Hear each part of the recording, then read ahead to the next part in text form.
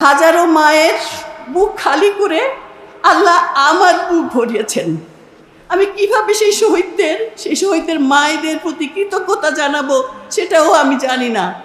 আমি শুধু আল্লাহর কাছে তাদের জন্য আমার সমস্ত অন্তরাত্মা দিয়ে দোয়া করি, যাতে তারা এই দুনিয়ায় তারা সব কিছু ছেড়ে চলে গেছে, অনন্ত অসীম জীবনে যেন তাদের জীবনের পূর্ণতা তারা লাভ করতে পারে।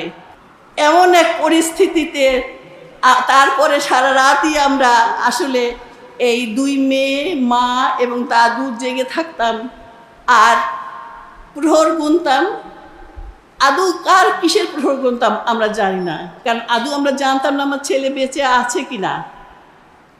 আমার স্বামীকে ফাঁসি দেওয়া হয়েছে, সেটা মেনে নিয়েছি যে তাদের শাহাদাত তামান্না ছিল, তারা শহীদ হয়েছে। কিন্তু ছেলেকে যে না নিয়ে যাওয়া হলো, সে জীবিত না মৃত্যু, সে দেশে আছে না দেশের বাইরে, কোথায় আছে আমরা জানি না। কোনো রকম কোনো হদিসই আমরা পাচ্ছিলাম না। এ অবস্থায় কখনো রাষ্ট্রপতির কাছে, কখনো প্রধানমন্ত্রীর কাছে, কখনো পুলিশের হেডের কাছে, কখনো র্যাবের হেডের কাছে, কখনো ডিজিএফের কোয়ার্টারে এই অফিসে, এমনি করে বিভিন্ন জায়গায় ছুটাছুটি করে আমরা অ্যাপ্লিকেশন দিচ্ছিলাম, আবেদন জানাচ্ছিলাম, লেখালেখির মাধ্যমে আবেদন জানাচ্ছিলাম বিভিন্নভাবে। বাংলাদেশের এই জনপদে মনে হচ্ছিল যে নিঃশ্বাস নেওয়ার মতো একটু বাতাস বোধহয় আর বইছে না। মনে হচ্ছিল এখানে সূর্য বোধহয় আলো দেওয়া বন্ধ করে দিয়েছে। এমন এক পরিস্থিতিতে আমরা যখন আর্তনাদ করছিলাম এই জনপদ থেকে মুক্তি পাওয়ার জন্য, এই অত্যাচারী শাসকের নিপীড়ন থেকে বাঁচার জন্য, এবং আল্লাহর কাছে বলেছি যে আল্লাহ, তুমি কোরআনে পাকে বলেছ যে তোমার বাহিনী সম্পর্কে, আসলে আল্লাহ পাকের বাহিনী সম্পর্কে তোমাদের কোনো ধারণা নেই।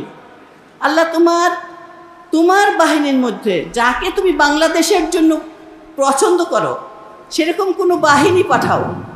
আল্লাহর বাহিনী হতে পারে একটি মশা, আল্লাহর বাহিনী হতে পারে এক ঝাঁক আবাবিল, আল্লাহর বাহিনী হতে পারে কখনো ঝড় ঝঞ্ঝা, কখনো হতে পারে বৃষ্টি।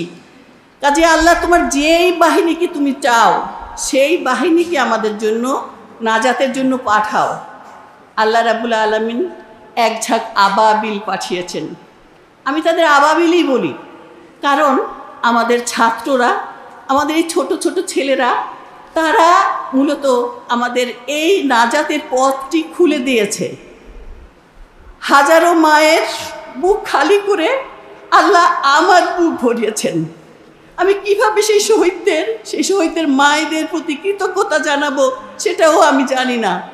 আমি শুধু আল্লাহর কাছে তাদের জন্য আমার সমস্ত অন্তরাত্মা দিয়ে দোয়া করি, যাতে তারা এই দুনিয়ায় তারা সব কিছু ছেড়ে চলে গেছে, অনন্ত অসীম জীবনে যেন তাদের জীবনের পূর্ণতা তারা লাভ করতে পারে।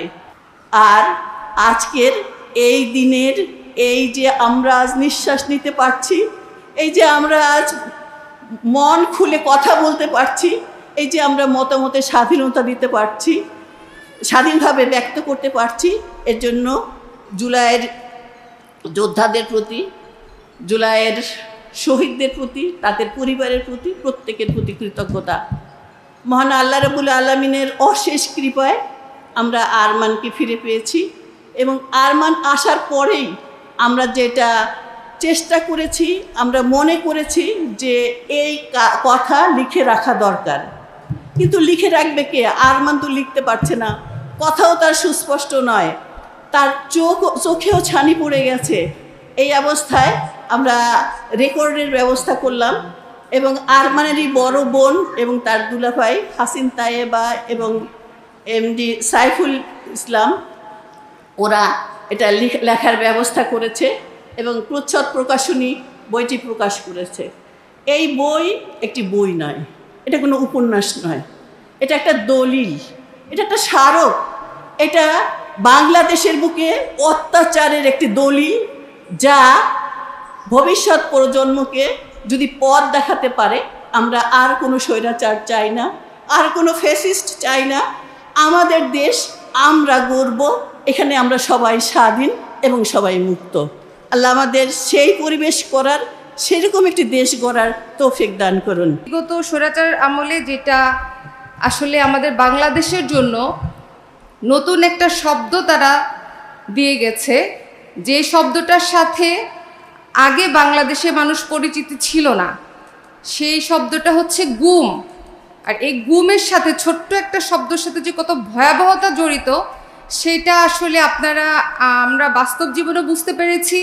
এবং এই বইটা যারা পড়বেন তারা আমার মনে হয় প্রতিটা শব্দ উপলব্ধি করতে পারবেন। আর আরেকটা হচ্ছে যেটা আমরা আসলে সবাই জানে 2016 সালের 9 অক্টোবর আমার ডিওএইচএসের বাসা থেকে আরমানকে তুলে নিয়ে যাওয়া হয় এবং সেই থেকে 2024-এর 6 তারিখ সকাল পর্যন্ত আমরা আরমানের কোনো খোঁজ পাইনি।